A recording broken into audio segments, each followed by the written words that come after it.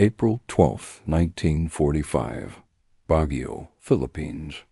24 Japanese women knelt in the mud, hands pressed together, whispering prayers. They weren't praying for rescue. They were praying for a quick death. The sky hung low and gray, heavy with the promise of rain that wouldn't come. American voices drifted through the wire fence, growing louder with each passing minute. The women had been taught what would happen next. They'd seen the propaganda films. They knew what American soldiers did to prisoners. Before we continue with this story of courage, compassion, and the shattering of wartime lies, hit that like button and subscribe to the channel. Drop a comment letting us know where you're watching from, whether it's Manila, Montana, or anywhere in between. Your support ensures these forgotten voices are never silenced. Lieutenant Yoshiko Nakamura steadied her breathing and closed her eyes. She'd instructed the others to face death with dignity, as soldiers of the Emperor. But her heart hammered against her ribs like a prisoner against iron bars. Then the gate swung open. The Americans weren't carrying rifles. They were carrying crates, food crates, medical supplies, blankets, and in that moment, kneeling in the Philippine mud, these women realized everything they'd been told was a lie. To understand how 24 Japanese military women came to await execution in a muddy compound, we must step back 6 months earlier. In October 1944, General Douglas MacArthur fulfilled his promise and returned to the Philippines. The Japanese garrison that had occupied Luzon since 1942 now fought a desperate defensive campaign against overwhelming American firepower. Among the 30,000 Japanese troops scattered across the island were approximately 200 women. Nurses, communications officers, administrative clerks, and comfort station managers. They wore uniforms. They served the Emperor, and they carried the same burden of military doctrine that every Japanese soldier carried. The Senjinkan, the military code issued to all imperial forces, stated it clearly. Do not live to experience shame as a prisoner. Officers carried cyanide capsules tucked into their uniform pockets. Soldiers were trained to hold grenades against their chests rather than surrender. The word itself, kozen, carried such shame that most soldiers couldn't speak it aloud. For Japanese women in uniform, the stakes climbed even higher. Military propaganda had convinced them that American soldiers were barbaric savages, that they raped and murdered female captives without mercy, that surrender meant torture, humiliation, and death. These weren't age-old fears manufactured from paranoia. They were deliberate psychological constructions designed to prevent surrender and ensure every soldier fought to the last breath. Japanese newsreels showed staged footage of American atrocities. Radio broadcasts described invented massacres in vivid, horrifying detail. Officers repeated these stories until they calcified into truth, harder than steel and just as cold. By March 1945, American forces pushed deep into the mountainous Baguio region.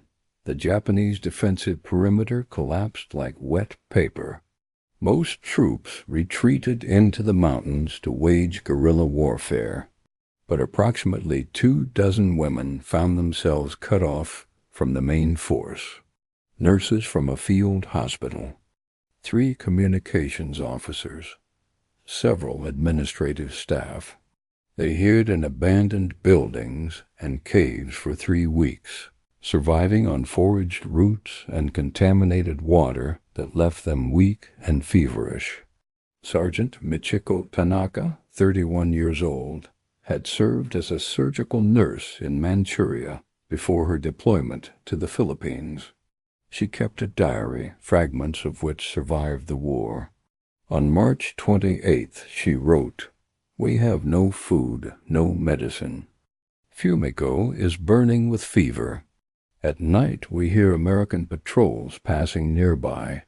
Each night I think tomorrow they will find us. Tomorrow it ends." The capture came not with violence, but with exhaustion. On April 1st, an American patrol discovered the women in a collapsed warehouse on the outskirts of Baguio. Private First Class Robert Chun, a Nisei soldier serving as interpreter, was with the patrol. His account, recorded in a 1982 oral history interview, describes the scene with haunting clarity. They were in the corner, huddled together like frightened animals. Their uniforms were torn, some were barefoot. When they saw us, they didn't run. They just closed their eyes and started praying. I thought they were praying for mercy. Later, I realized they were praying for death. The women were transported to a temporary detention compound outside the city. It wasn't a traditional POW camp. American forces were advancing too rapidly to establish permanent facilities. It was simply a guarded perimeter. A few tents, a water source, a stretch of mud that became their world. The women were given a space to sleep and minimal rations. Rice porridge twice daily, occasionally supplemented with dried fish. The American Guards, mostly young infantrymen from the 33rd Division, had no training in handling female prisoners. Most had never seen a Japanese woman soldier. The standing orders were simple and clear. Secure the perimeter. Prevent escape. Maintain basic humanitarian standards as outlined in the Geneva Convention. But standing orders said nothing about what to do when prisoners refused to eat because they believed the food was poisoned. For the first week, the women barely touched their rations. They were convinced the Americans were fattening them before the real torture began. Nurse Fumiko Sato, 26, later recalled through an interpreter, "We thought they were playing with us like cats with mice. We waited each day for the game to end.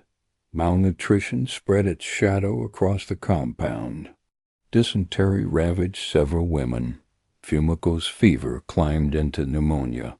Lieutenant Yoshiko, the highest-ranking officer among them, tried to maintain military discipline, but it felt absurd. They weren't soldiers anymore. They were ghosts waiting to fade into the mud." The compound itself existed in stark contrast to the world beyond. Outside the wire, American supply trucks rumbled past, carrying ammunition and food to frontline units. Inside, 24 women existed in a suspended state between life and death, clinging to the only certainty they'd been taught, that Americans showed no mercy. Then came April 12th, the day that shattered every certainty they'd ever known. Captain William Morrison, 34, had been a high school history teacher in Portland before the war. He'd landed at Leyte Gulf in October and fought his way north through some of the bloodiest combat in the Pacific theater. He'd seen men die in ways that would haunt him until his own death decades later. He'd learned to compartmentalize, to see the enemy as enemy, to do what war demanded without breaking. But when he visited the detention compound that morning, as part of a routine inspection, what he saw broke through every wall he'd built. These weren't enemy soldiers. They were starving, terrified women who looked like they'd already died inside. Morrison's interpreter, Private Chun, explained the situation in a low voice. The women believed they were being held for execution. They thought the meager rations were deliberate cruelty. They expected torture. They were waiting for death with the patience of the condemned. Morrison stood there in the morning sun, looking at 24 human beings who'd been so thoroughly dehumanized by their own propaganda that they couldn't recognize mercy when it stood before them, and he made a decision that wasn't in any manual. He turned to his supply sergeant. "Get me breakfast," he said. "Real breakfast, everything we've got." Within an hour, soldiers returned with crates from the division supply depot. The smell hit the compound first, a smell the women hadn't experienced in months. Fresh bread, canned meat, fruit cocktail, coffee, chocolate bars. The scent of food that wasn't survival but sustenance, that wasn't punishment but kindness. The American soldiers opened the crates in the center of the compound, their movements careful and deliberate. Corporal James Rodriguez, 22, watched the women's faces transform. They just stared, he later wrote to his sister, like they couldn't believe what they were seeing. One of them started crying, then another. Then they were all crying. I've never seen anything like it. Sergeant Michiko was the first to move. She stood slowly, her joints stiff, from kneeling, and walked to the crates. She picked up a can of corned beef and examined it, turning it over in her hands like an artifact from another world. Then she looked directly at Captain Morrison. She said something in Japanese, her voice steady but questioning. Private Chun translated. "She's asking if it's poisoned." Morrison took the can from her hands, opened it with his knife, and ate a forkful himself. Then he handed it back to her. "Tell her it's real," he said. "Tell her they're not going to die today." The dam broke. The women surged forward, not frantically, but with careful, deliberate movements. They took food slowly, as if it might vanish if they moved too quickly. Some sat down right there in the mud and ate. Others brought food back to the sick women who couldn't stand. Private Yuki Harada, 19, the youngest of the group, picked up a chocolate bar and held it like a sacred object. "I thought I was dreaming," she later said through an interpreter. "I thought I had died and this was some kind of afterlife. I couldn't understand why our enemies were feeding us. But food was only the beginning." Over the next 3 days, Captain Morrison requisitioned medical supplies. An Army medic examined Fumiko and started her on sulfa drugs for her pneumonia. Canvas cots replaced the muddy ground. A water purification unit provided clean drinking water that didn't carry disease.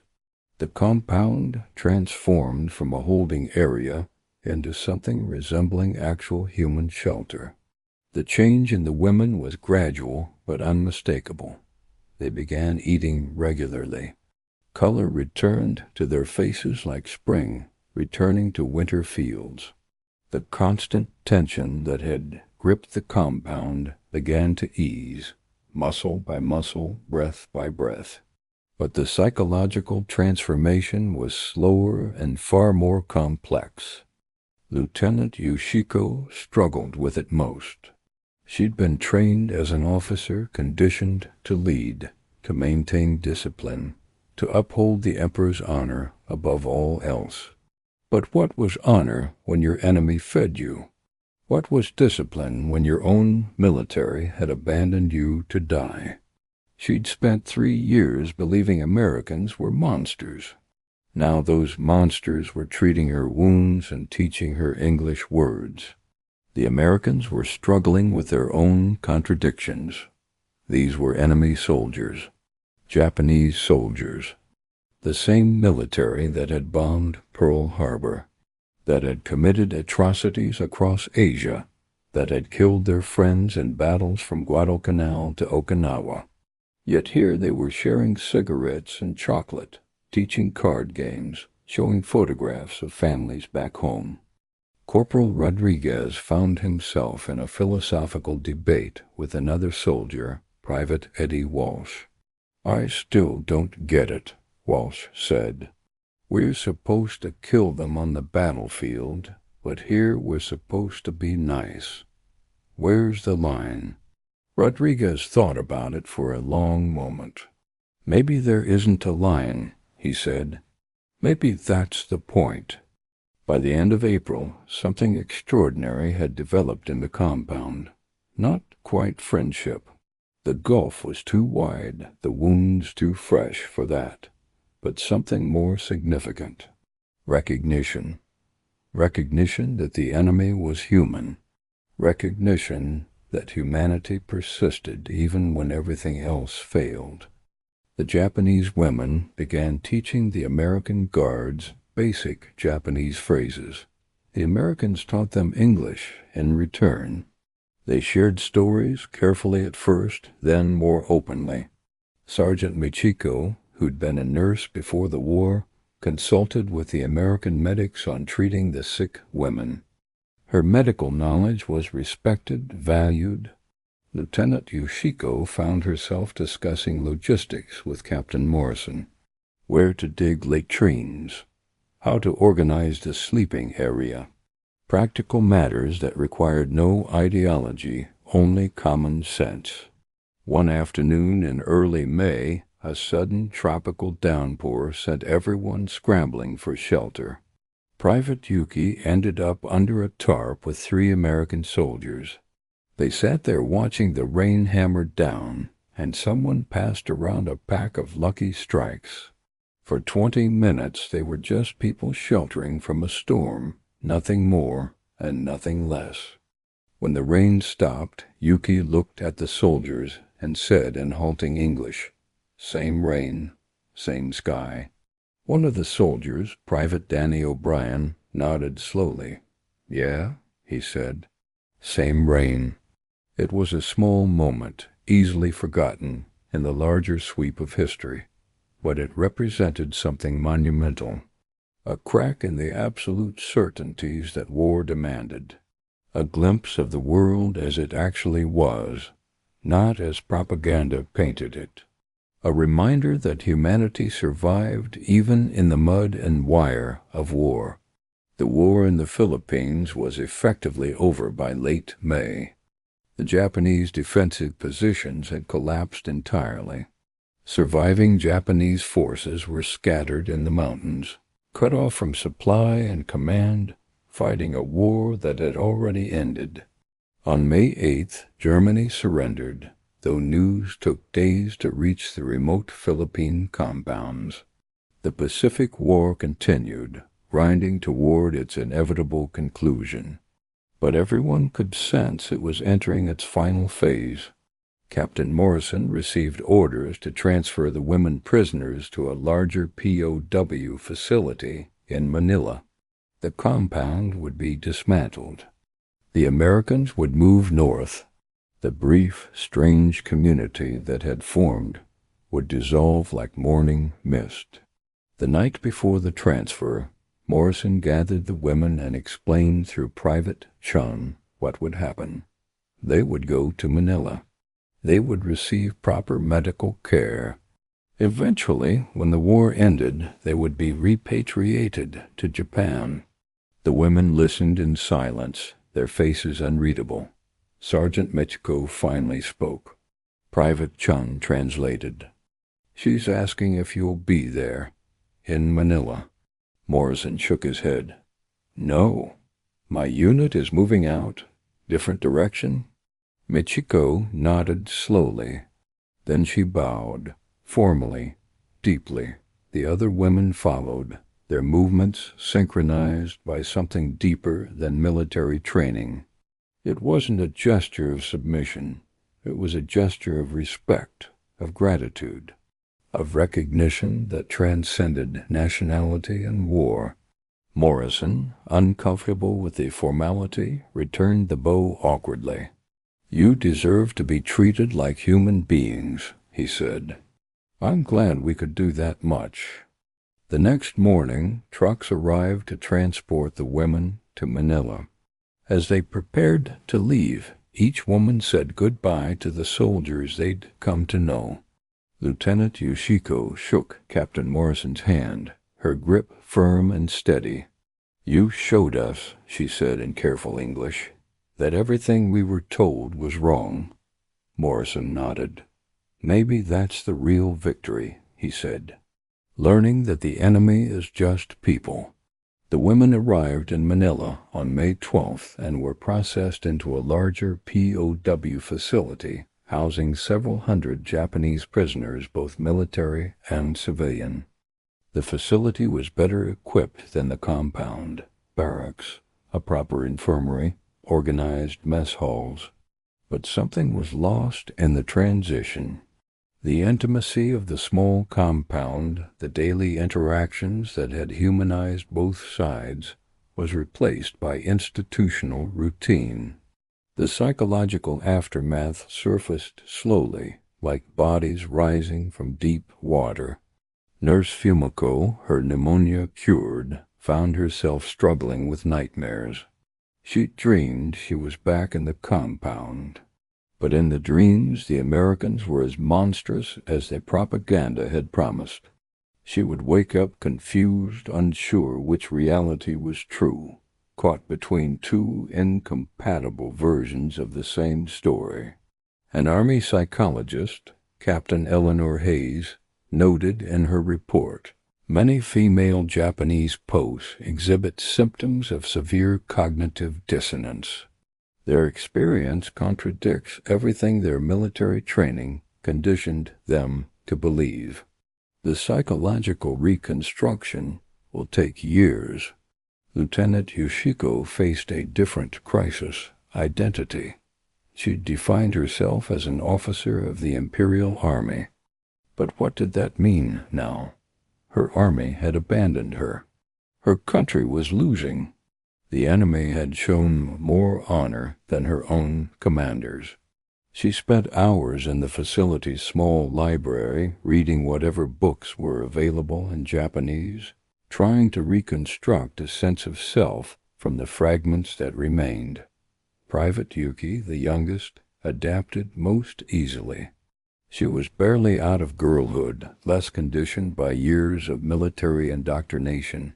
She befriended some of the civilian women prisoners, learned more English, even started teaching Japanese to some of the American nurses at the facility. She was building something new from the ruins of what had been, the way saplings grow from burned forest floors.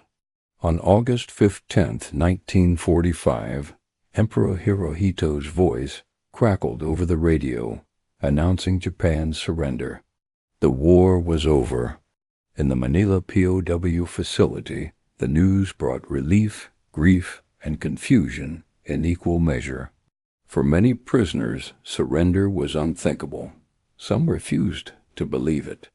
Others wept openly, mourning not just defeat, but the collapse of everything they'd been taught to believe. Sergeant Michiko stood listening, tears streaming down her face, though she wasn't sure why. Defeat, relief, lost years. Or perhaps she was crying for the girl she'd been before the war, the girl who'd believed in clear distinctions between right and wrong, enemy and friend. Repatriation took months. The women from the Baguio compound waited in Manila, writing letters home, unsure which truths would heal and which would wound. In November, they boarded a U.S. Navy transport for Japan. As Lieutenant Yoshiko stepped onto the gangway, Captain Hayes asked what she would tell people. She looked back at the Philippine coast and said the enemy taught her more honor than her commanders. Japan was ruins. Cities burned, people starving, hope thin as paper. Sergeant Michiko found Hiroshima half destroyed, but her family alive. Her mother urged silence, but Michiko worked in a clinic and sometimes spoke of Americans who brought breakfast instead of bullets. Some doubted her. One old doctor said rebuilding began with remembering humanity. Yoshiko reunited with her husband, their wartime experiences divided, bridged by exhaustion and hunger. Yuki, lost after years of war, found purpose teaching English, saying the enemy had been her teacher. In 1947, 15 women reunited in Tokyo. They raised cups to survival, honor, second chances, and remembrance. No monument marks Baguio. Only diaries remain, proving kindness can shatter war's lies.